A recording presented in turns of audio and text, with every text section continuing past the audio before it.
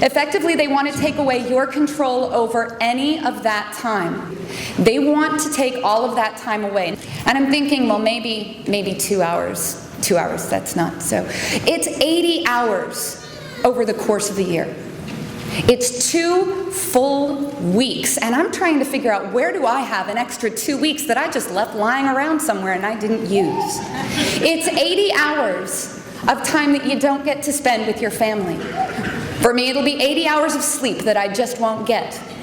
It's 80 hours that your child might be in daycare. It's 80 hours that somehow you lose because they are not proposing that any of our responsibilities be taken away.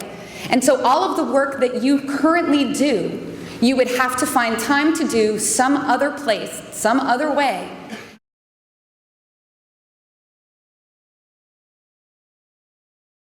This is not a raise, this is not a grab for more money, so this is differentiated staffing at some of our highest need schools. This is where we're trying to do what we think is right for students so that they can get the best possible education. We have award-winning schools in Bellevue. I think we do a really great job teaching really great kids, and I think that the board ought to come on our side a little bit and help us do this better.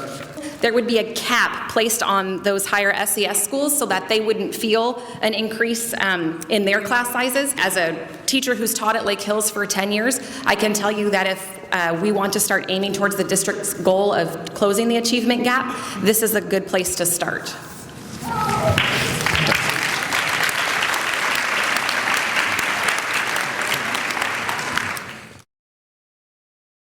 3 years ago, when you bargained last time, the fund balance was between 2 and 3%. The goal jointly was to bring that fund balance up to around 5% in 5 years.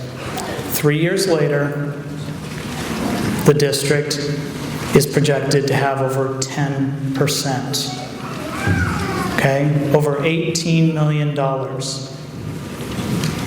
The one lid day that they chose not to replace for you last year would have cost them $350,000. And they chose not to replace it and instead put $5 million more in the reserve fund this year.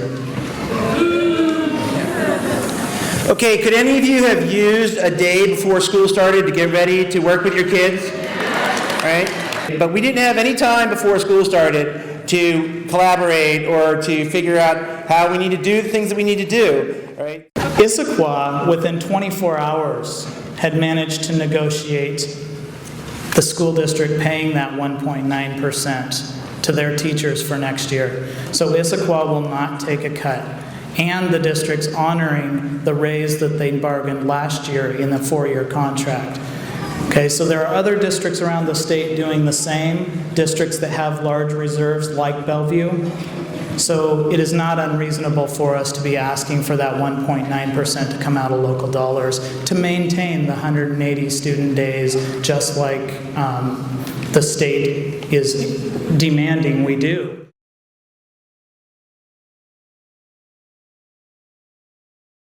We decided early on that we wanted an early start on this. The law requires that it be put in place by the 2013 school year. Our conversation has been geared around what kind of an evaluation tool would be best to help guide professional growth in educators. Measured student growth is the big selling point of organizations called Stanford Children and League of Education Voters. They're part of the big national reform movement in education. And they are also the very big platform for which the district's consultant, Dan Goldhaber, has built a lot of his career.